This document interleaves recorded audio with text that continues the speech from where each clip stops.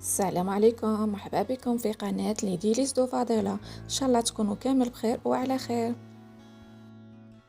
اليوم جبت لكم وصفة اللي راهي دايره حالة. هي عبارة عن كاطو راه داير حالة في المواقع التواصل الاجتماعي، وهذا الكاطو يجي بنين بنين بنين، والشكل تاعو كيما راكم تلاحظوا ولا اروع، في قمة الفخامة والرقي. ان شاء الله الوصفة تعجبكم. راكم تلاحظوا فيه امامكم يجي روعة ما شاء الله. هو عبارة عن صابلي بالنوازيت وشوكولا، وهنايا كيما راكم تلاحظوا النتيجة الأخيرة أو النهائية أمامكم.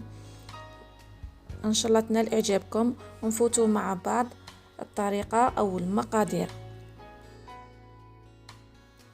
بالنسبة للمقادير أنا هنا درت كمية كبيرة، على هذيك درت 500 غرام زبدة، وغادي نعطيكم الوصفة بالضبط بمقادير مضبوطة. بالنسبة ل 250 غرام زبدة، بالنسبة ل 250 غرام مارغرين نضيف لها 4 ملاعق سكر بودرة، 2 ملاعق زيت، 2 ملاعق كريمة البندق، حبة بيض كاملة، حبة صفار، قليل من الملح، 3 ملاعق نشا ذرة أو مايزينا منكه الكراميل أو البندق، و2 ملاعق كبيرة من الكاكاو المر، ووحدة خميرة فورية ما يعادل وزن 10 غرامات، وفرينة للعجن بطبيعة الحال.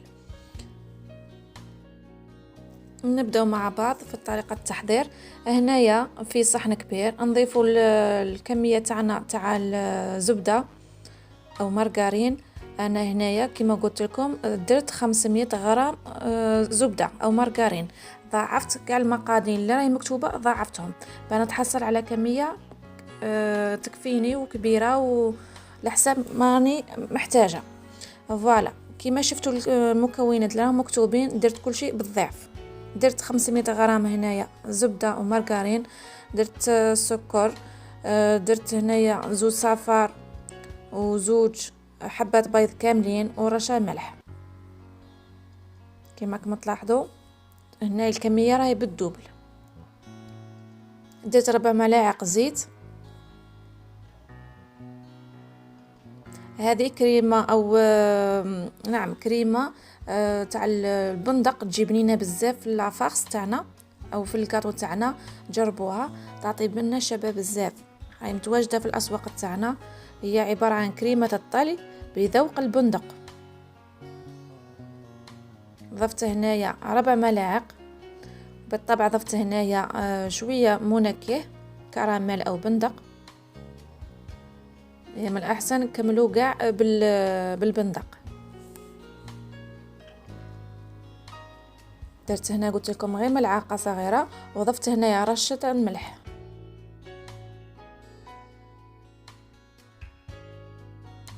نخلط كاع المكونات تاعي مع بعضها البعض بلا فوي، ولا من الاحسن ديروا الباتر يسهل عليكم الامر. كما راكم تلاحظوا هنا خلطوا مليح مليح، نحاولوا نذوبوا كاع ديك الزبده، والزبده لازم تكون هنايا عفوا المارغرين لازم تكون عندكم طريه بتسهل عليكم الخدمه كما راكم تلاحظوا.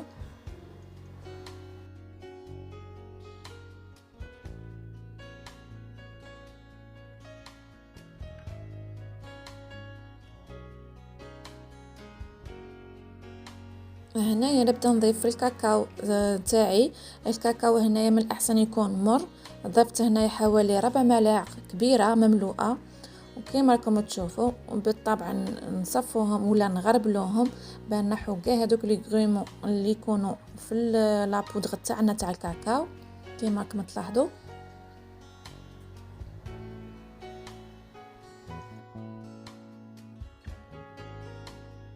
ونزيد نضيف هنايا حوالي 6 ملاعق كبيرة مايزينا. في الوصفة الأصلية اللي بالنسبة ل 250 غرام درنا 3 ملاعق فقط. كذلك هنايا نغربلوها، نخلطوا مليح كاع المكونات تاعنا مع بعضها البعض.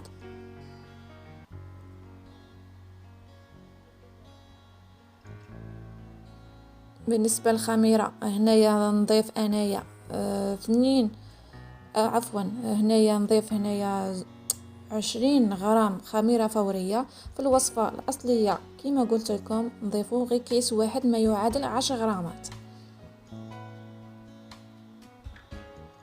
اللي تبغى دير كمية صغيرة تشوف المقادير المكتوبة في بداية الفيديو. بالنسبة ل 250 غرام وتقطع لك كمية كذلك كبيرة، أنا هنايا ضعفت الكمية. نبدأ نضيف هنايا الفارينة كيما العادة، كل وحدة وعلى حسب النوعية الفارينة اللي عندها، كان اللي تشرب بالخاف، كان اللي بالخاف تنشف لها العجينة. هنا نبداو نضيفوا الفارينة تاعنا وميمطو رانا نخلطوا في الخليط تاعنا كاع هذوك المكونات، ونبداو نضيفوا الفارينة بالتدريج حتى نتحصلوا على عجينة طرية متماسكة، ما تكونش تتلصق بزاف وما تكونش قاصحة بزاف.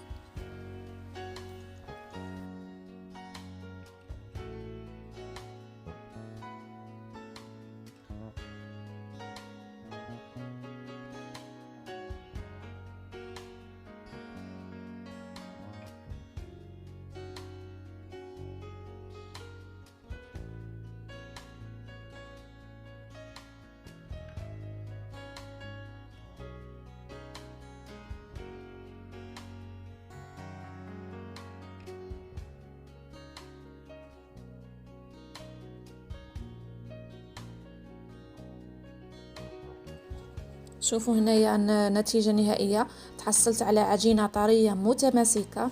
وراكم تلاحظوا هنايا الكاكاو اللي استعملته ما خرجليش شباب، النوعية ما خرجليش شابة على هذيك اللون تاعها، ما راوش الشوكولا غامق.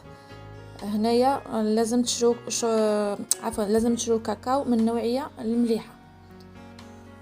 قسمت العجينة تاعي هنايا على نصفين، ونحاول نبسط العجينة هنايا فوق سطح العمل على بابي كويسون. هنا يساعدني بزاف باه نطبع الكاطو تاعي وما يتلصقليش في سطح العمل.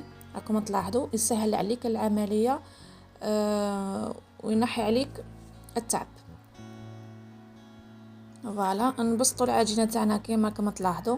هنايا ليبيسور ما نخلوهاش رقيقه بزاف وما نخلوهاش غليظه بزاف. غادي نديروا هنايا الكاطو تاعنا حبه فوق حبه، كل وحده دير حسابها، ما تغلطش العجينه بزاف، باكي يكون حبه فوق حبه ما يكونش يقهم، يكون الحبه موايه ما تكونش غليظه بزاف. فوالا نطبع بهذا الطابع راكم تلاحظوا فيه. هنايا جاي يشبه للورده، كاين في الاسواق تاعنا يجي شباب ومنظر تاعو شباب، تجي كاع حبه واحده كما راكم تلاحظوا، ما هي كبيره ما هي صغيره. فوالا هنا نكمل نطبع العجينه تاعي ونحطوا الكاطو في بابي كويسون، ونكونوا مسبقا مسخنين الفرن تاعنا على 165 درجه، ونطيبوا البسكوي تاعنا كما البسكوي كما الصابلي عادي، طيبوه من بين 10 دقائق حتى 15 دقيقه كل وحده على حساب الفرن نتاعها. هنايا بالنسبه للكريمه او حشوه اللي لصقوا بها الكاطو تاعنا، نستعملوا كريمه الزبده ومكونات تاعها. بالنسبه ل 100 غرام مارغرين نضيفوا لها ملعقه سكر ناعم، نضيفوا لها ملعقه شوكولاته طلي ونكونوا مذوبينها، وملعقه كريمه الطلي البندق اللي درناها في الكاطو تاعنا. هاي مكونات بسيطه وسهله. هنايا نبدا نخدموا في اللاكريم تاعنا في الكريمه.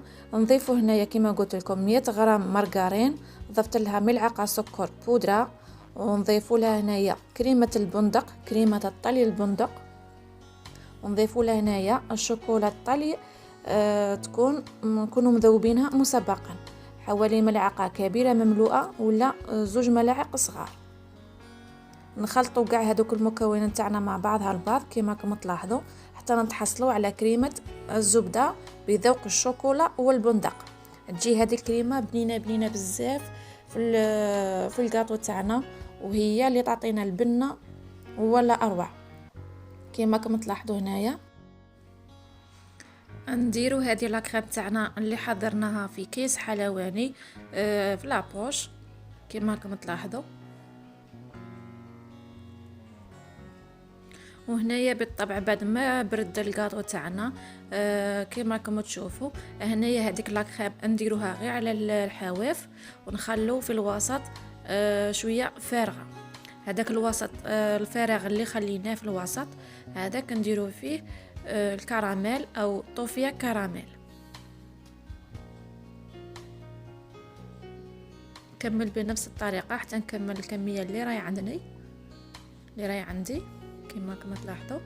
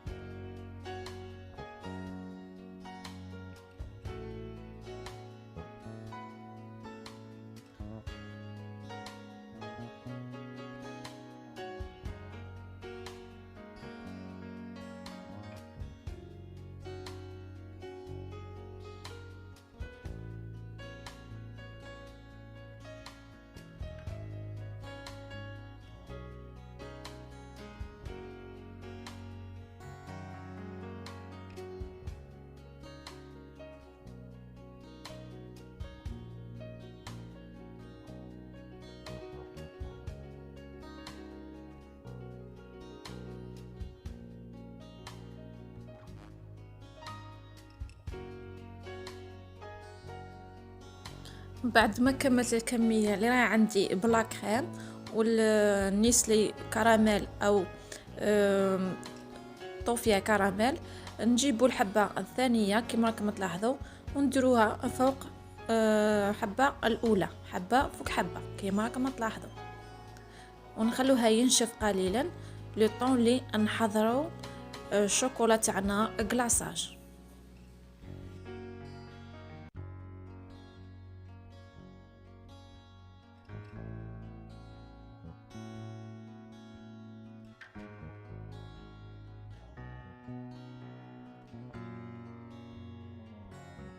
بالنسبه للشوكولا هنا شوكولا كل وحده واختيار تاعها، تبغي ديرها شوكولا اولي تبغي شوكولا نوار كما تحبوا.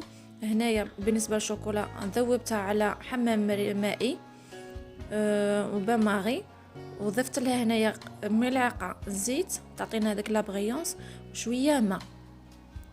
كما قلت لكم كل وحده والنوعيه تاع الشوكولا اللي عندك. الشوكولا انا هذه اللي عندي ضفت لها شويه ماء وشويه حوالي ملعقه زيت. كما راكم تلاحظوا نحاول نغطي كاع هذاك الكاطو تاعنا بهذيك الشوكولا ونحطهم فوق كيس بلاستيكي باه ما يلصقناش على البلا تاعنا ونخلوه ينشف كما راكم تلاحظوا. وبالنسبه للتزيين انا عندي هنايا ناكري بودر، ضفت له شويه زيت او شويه ماء. كاين اللي عنده برودوي تاعو سبيسيال يتخلط به. هنا نحاول نرش رشه خفيفه بالفرشات كما راكم تلاحظوا نتحصلوا على ايفي موجتي. هذه المرحله اختياريه، راكم تشوفوا الطريقه راهي موضحه في لا فيديو.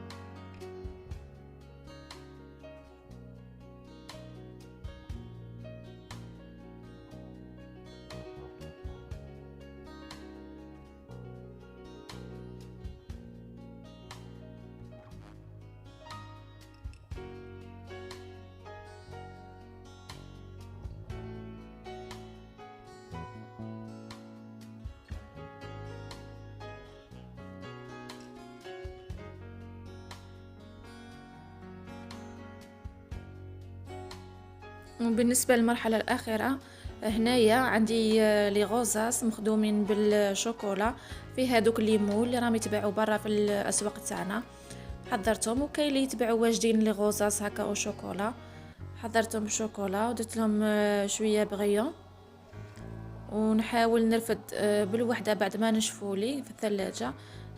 بالطبع تحضروهم مسبقا. هذوك ديكور نحط كل وحده ونلصقها فوق الحبه تاع الكاطو تاعنا بشويه شوكولا كما راكم تلاحظوا.